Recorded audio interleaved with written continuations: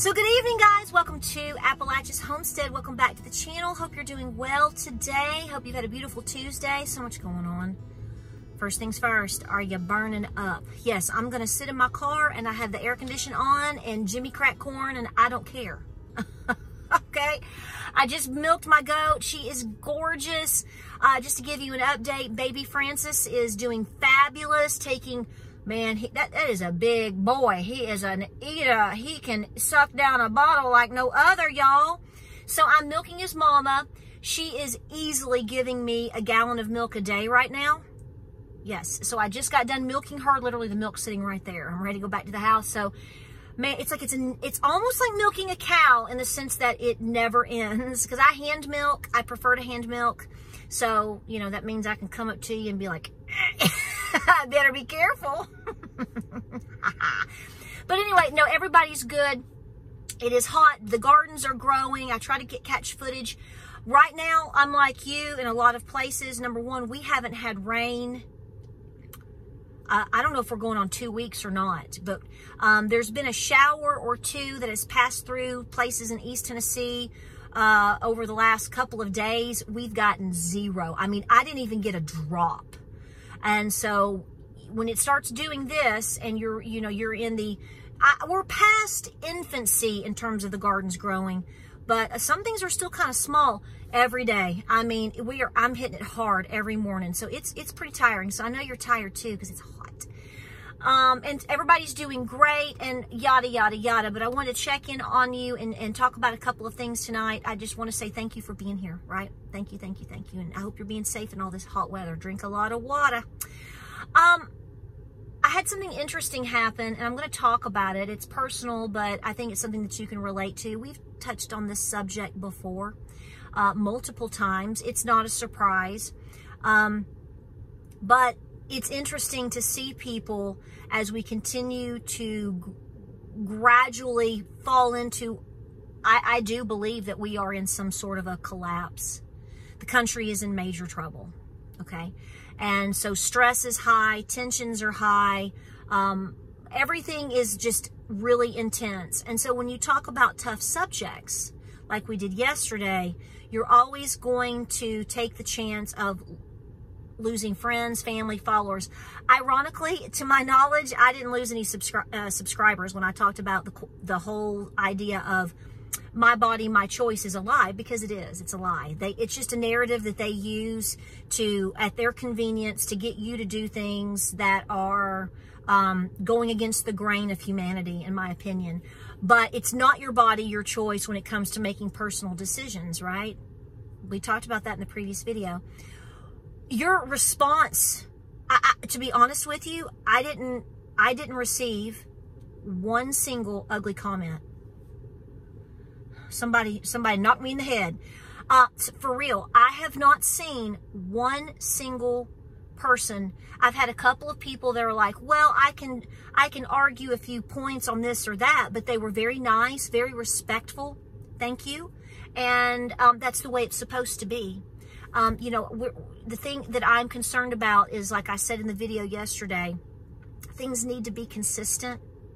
You're finding out how bad you've been lied to.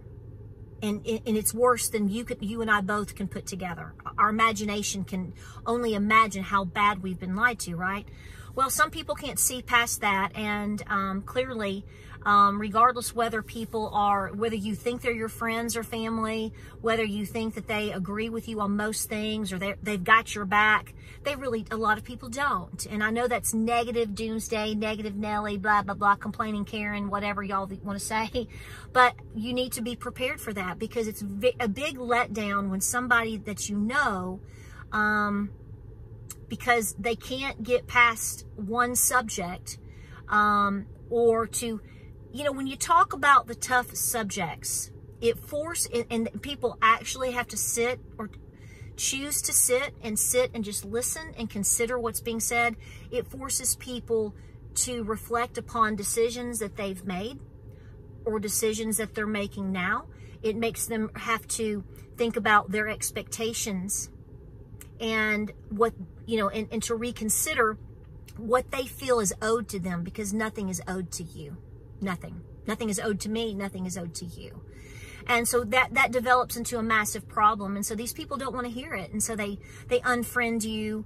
And, you know, I will tell you, it's interesting because I really am not active on a private Facebook page. I have one, you know, but I only have like 70 friends. And this is family, close friends, people I thought were my friends since, like, you know, kindergarten, first grade, fifth grade. A couple of people like that you, over the years, you have something in common with. They've been respectful to you. You've loved on them. You know, I've just gotten it whittled down because I don't post a lot there, and I don't, but, you know, there's, you know, I do have a friend list, and my kids and whatever, James and whatever. And it's interesting to watch somebody unfriend you because of a certain subject. I did reach out to this individual because I wish them only the best. I've known these individuals, this particular individual, I've known this person for 35 years. Seriously, 35 plus years. And the response finally came back because I was like, I just want to let you know. Because I will be honest with you, it kind of surprised me. Nothing surprises me overall, but there are moments you go, wow, I didn't see that coming. So, you know, I'm not going to be a jerk about it, but I just wanted, so I reached out to this person. I actually did it. I actually reached out to this person and stressed and saying, I'm not really sure what's going on. I'm not trying to be intrusive. I just want to let you know that if I've offended you, that was never my intent. I'm not really sure what I did here. And I wish you the best. And, you know, I left it at that. And I wasn't sure I'd get a response, but I did. And I got a different response than I think I got a uh-oh. Like it was a mistake that this person unfriended me. I know how Facebook works. I've been on Facebook like many of you, or you may not be on Facebook anymore. I am still there, obviously. But most of us have been on Facebook and we know how that works. And if you want to unfriend somebody, it doesn't happen by mistake. It's not like YouTube unsubscribing you. You actually have to go to the person's profile and hit it and hit unfriend. Like you have to go through a series of little events to make this happen. It's never an accident. So I just didn't respond because I know better. And I don't want any beef with this person. I really fundamentally love this person. And the interesting thing is if you accidentally unfriend somebody, wouldn't you send them a friend request back? And that hasn't happened. So I know the game here. And that's fine. That's cool. I wish these people well. You know, whatever. I know where I hit a nerve here, and this is going to be something that we continue to see happen.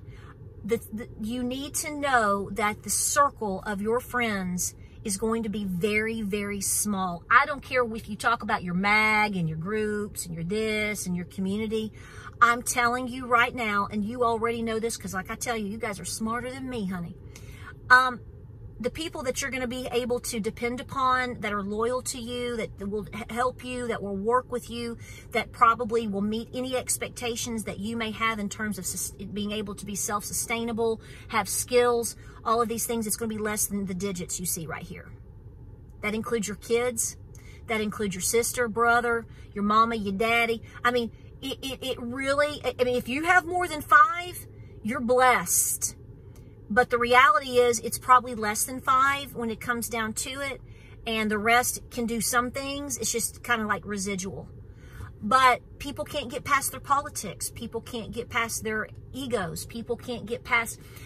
The country is in massive trouble. People should be preparing like wildfire. And yet, people still are not facing truth. And I want you to think about this.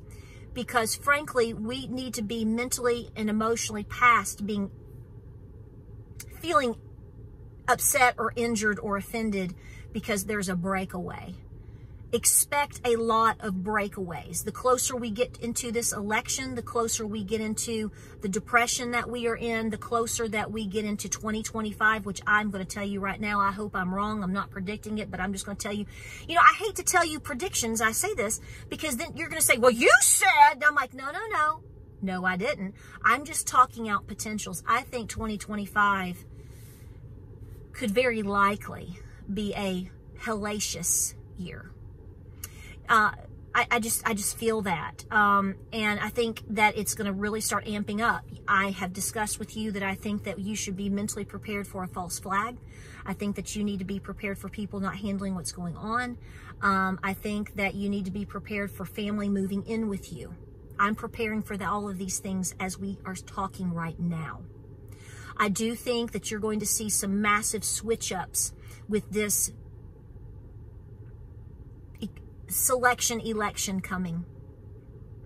I think that you are going to see some serious turmoil. You know, I shouldn't say I think we will. I think that based upon all the things that I'm seeing line up in the constellation right now. Remember, connect the dots. But who knows? I will tell you that, and I've said this many, many times, and I'm going to say it again. I said this months ago. It's so funny to watch all this kind of play up over the last couple of weeks about how no one feels Joe Biden is going to be the candidate. Is Joe Biden the candidate now? Have you seen all the pictures of all the different faces this man has? What in the name of guacamole are we talking about here, people? I'll just leave it at that, okay? But I know a lot of people think that it keeps talking about Newsom. He is such a greaseball. I mean, I literally start to have like a gag reflex when I see him. Remember how I told you there's gross guys? Sir, you take the cake, okay? I don't know what's up with that crunchy hair we got going on, but that has got to stop. Beautiful teeth, but the hair is a takeaway. Well, I just can't do it. But I'm going to tell you something, and I could be wrong, okay? But I think you better be watching Hillary Clinton. And this is not, I didn't come to this conclusion today. I've been watching this from a distance. Now, I know some of you are going to be like, Michelle Obama, Michelle Obama. Maybe. That might be a holdout for 2028. I'm serious when I say that. They got plenty of time to try to ride this wild pony. I think that Hillary Clinton is come hell or high water for revenge at this time. And what I find interesting is I thought this like a year and a half ago, whenever it happened, she had a master class, which a lot of people do. I thought, she's trying to stay relevant. She is not retiring and just going to live in the Hamptons and hang out on the beach with the good-looking dude she's married to. But he's so faithful and so loyal. Don't you love that? Everybody talks about Trump and all this stuff, but conveniently you don't talk. I'm gonna call this out. The Trump derangement syndrome people that will not talk about anything that's going wrong with the country, the border, the inflation, the stealing of funds from the American public, the push for World War III, draft for their children and grandchildren. They only want to bash Trump to the end of time. Which they can do that. That's their right. Whatever. They look foolish because they're, you know, it's like, wait a minute. If Hillary Clinton were to run, do you have a problem with some of the things that she's done? And what about her husband? I mean, what about people that shower with their kids? I mean, but I think he's going to be yanked anyway. But I'm watching Hillary Clinton right now, in some fashion or form, because like I said, she's done this masterclass and she's popping up in interviews. I'm like, why are we interviewing her? Who cares? Obviously the mainstream media loves to interview her, to give her the podium or opportunity to bash whatever she bashes. You know, we all need to be reschooled too. You know, we need to be, you know, really, truly, honestly. You know how we had the, Indian schools for Indian children because we had to reprogram them, right? Kill the Indian, save the man. Well, kill the MAGA, save the man. All these proposals for all these psycho things that we've seen play out in history to minorities across the board, the sterilization of indigenous women, what happened over the years. I mean, we could go on and on and on, right? But then I saw the day before yesterday or today, not today, yesterday or the day before, like she was like, was she at the Met or something? And she's all dressed up. And they were like, she looks so much younger. And I'm like, what's she drinking? What's she sipping on? What's that fountain of youth that's making you look so much better? Oh, let me guess. You got beef tallow for your new skincare routine. Is that it? Oh, I bet. So I'm just saying, I've made a proposal in the past about Michelle Obama and why they are running with agendas, and be watching that one. And I still think that you should. I just don't know about Newsom. I don't see how they're going to run him. He's so gross. I don't see anybody. California is such a mess. I mean, I just don't think that, I think that this election is so big. I just don't know. But then again, look at 2020. I mean, anything can happen. But in some fashion or form, I'm going to put this out there. I think you better be watching Hillary Clinton. How they run her, where they add her, I don't know. And you have to remember that these people, certain groups of these people are all in cahoots with each other, and they know everything about each other. So yeah, I mean, you know, Michelle might be like, you take it, girl, and see what happens. All I'm going to say is, whether you agree with me or not, I'm going to keep saying it. Please go vote. You better make it too big to you know what. And pray about it. And, you know, I'm praying, and I'm going to vote for, or be for, even if it's not my person, the person that wants peace. We don't want war. Nobody is in for war. If you're over in Europe, South America, or in Russia right now, the American people don't have beef with you. We don't want a war with you. If you're being told that, you're being totally lied to. We don't. We want to mind our business, feed our kids, control the border. We want low taxes. We just want our freedom over here, and we want to get along with the rest of the world and have manufacturing and be able to, you know, go to the store and not cry because we can't afford chicken food or cat food, or, you know, a pound of roast beef or whatever. Okay. That's really what the overall American, the Americans that are hardworking, that are not cruising for a bruising, that don't have an axe to grind, and we just want to get along, okay? We really do. All colors, all religions. We want to mind our business and move on. But I would be watching that. You're seeing a whole lot more of her. So if they don't run her or place her as a VP position or something to that effect, she's out there for a reason. And I would be watching that. I'm just going to throw that out there. Like I said, anything can change in the next 5 minutes. Tomorrow can be a completely different day than what you think today. It's going to be a total different prediction or thought process. And we certainly know that the world's not going to look like it does today in 3 or 4 months, because we're going to be hot on fire with election time. So I want you to tighten your circle. I want you to continue to pray and prep. I want you to be looking at your food storage. They're trying to run this whole deal with the bird flu. They're trying to start ramming it down your throat. They've been doing that. I think they're testing you. Testing you. I'm not convinced they're going to run with a pandemic yet. I don't feel that in my bones. I've said this. I think the economy and war are beating, their drums are beating a lot louder, because nobody's falling for this stuff. We're like, haven't we done this already? No, we're not going to do that. I think they're throwing it out there and they're casting it, but I'm just not sure that's going to play out exactly how they want it to. So they may try different things.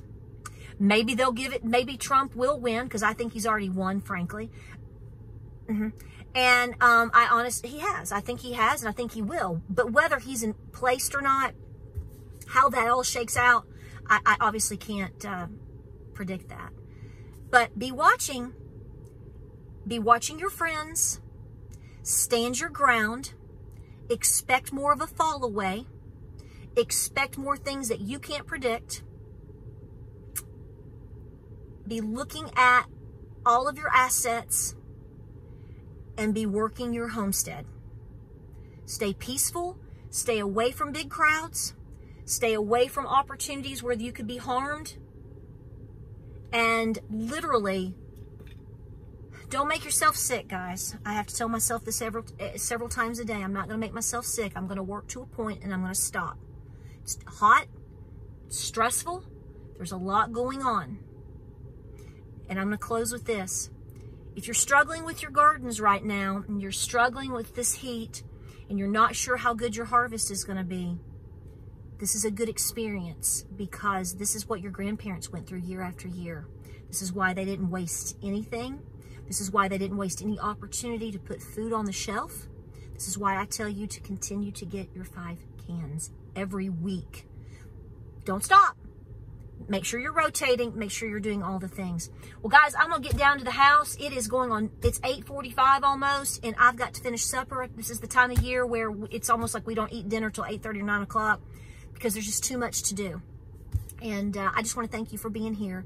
And thank you so much for your support. And, you know, I know we get our feelings hurt, don't we? I know. We shouldn't. We got to be bold and big, but we're human. And we have disappointments in people.